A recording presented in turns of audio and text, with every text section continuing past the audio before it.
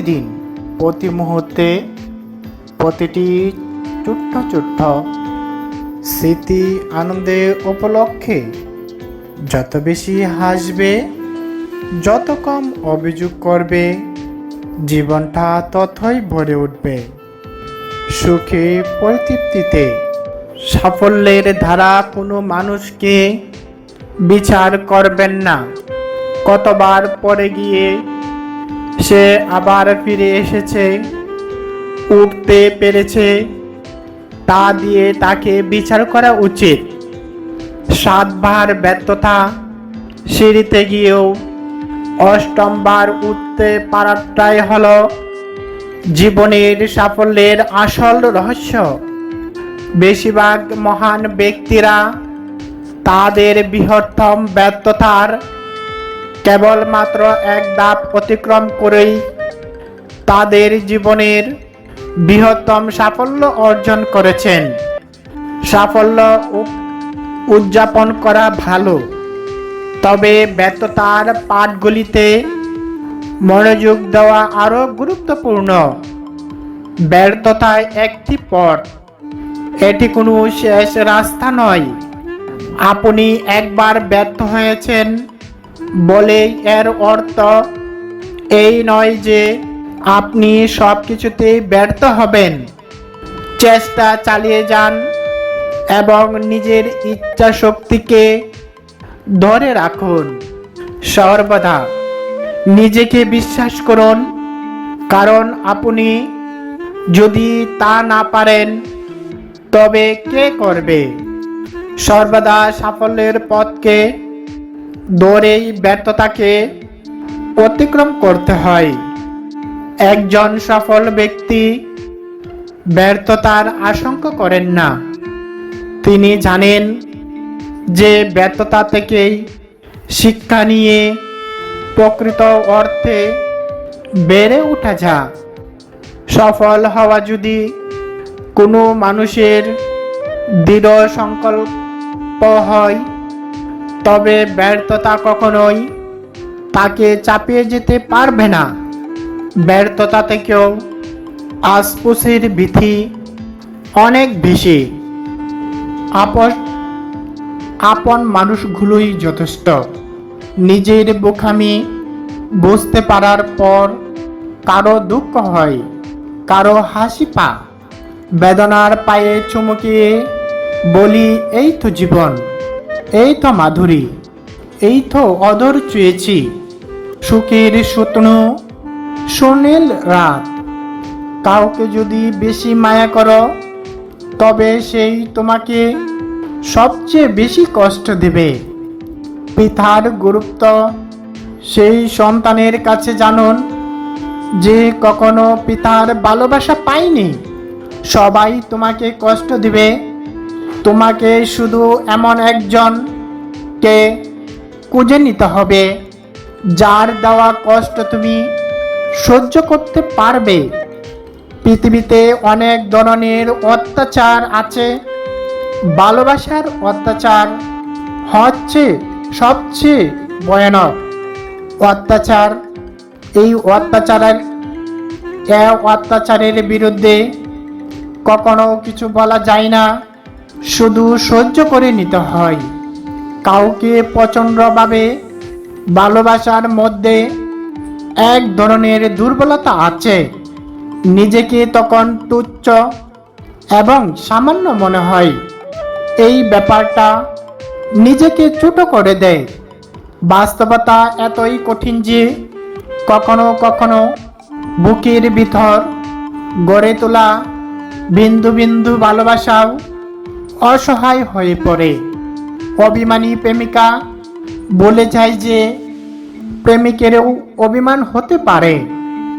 তোমার আগে যদি আমার মৃত্যু হয়, অথবা আমার আগে তোমার দেহান্তর, তবু যেন আমরা বেদনার সীমানা না বাড়াই, কারণ বেঁচে থাকার মতো বিপুল আর কিছুই নেই।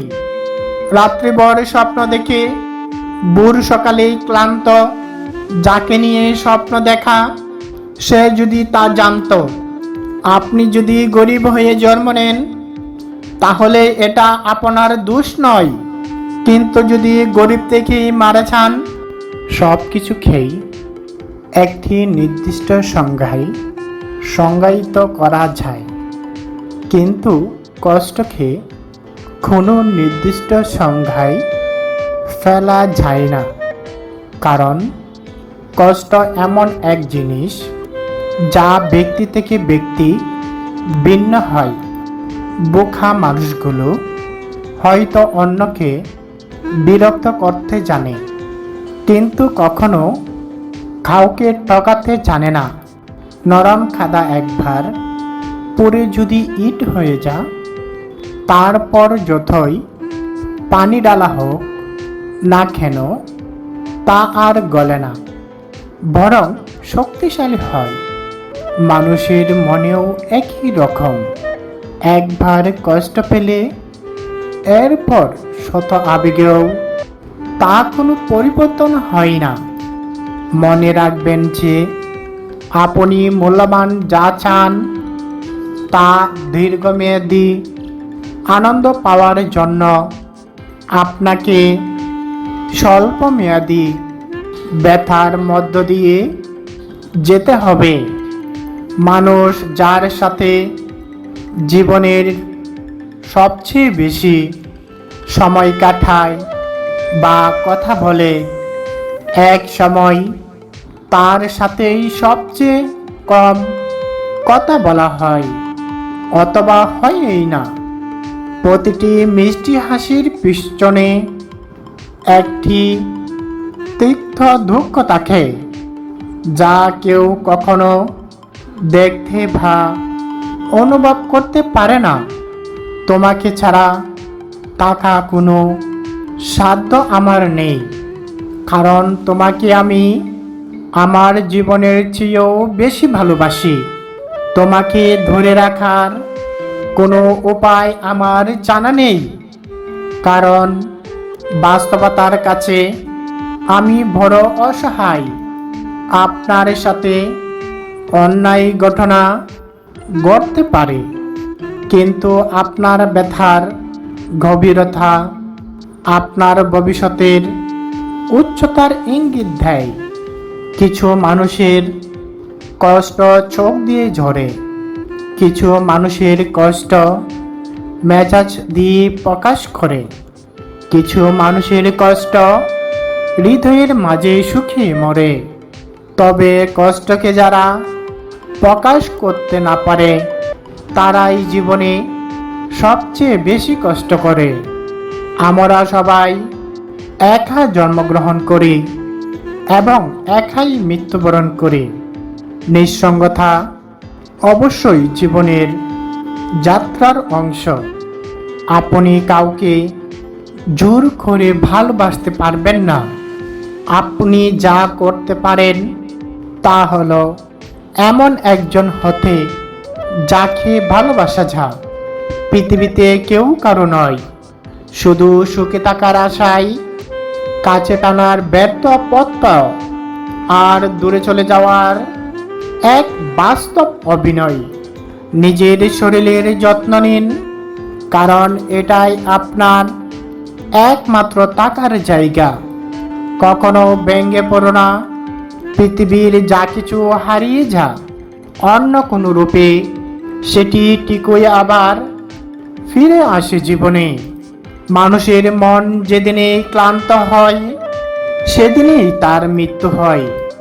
তুমি যদি এখন থেকেই তোমার এই স্বপ্নগুলো সত্যি করার পেছনে ছুটে না চলো, একদিন তোমাকে কাজ করতে হবে অন্যদের অধীনে, তাদের স্বপ্নগুলো সত্যি করার জন্য। যে বাবা তার ছেলেকে তার কর্তব্য শিক্ষা দেয় না, সে তাদের অবহেলাকারী। ছেলের সাথে সমান অপরাধী। সন্তানের জীবনে একজন বাবার শক্তি তুলনাহীন। চলে যাওয়া মানে প্রস্থান নয়, বিচ্ছেদ। চলে যাওয়া মানে বন্ধন চিহ্ন করা আর্দ্র রজনী চলে গেলে আমারও অধিক কিছু থেকে যাবে। আমার নাকা টাকা জুড়ে যত্ন করে কাঁদানোর জন্য খুব আপন মানুষই যথেষ্ট।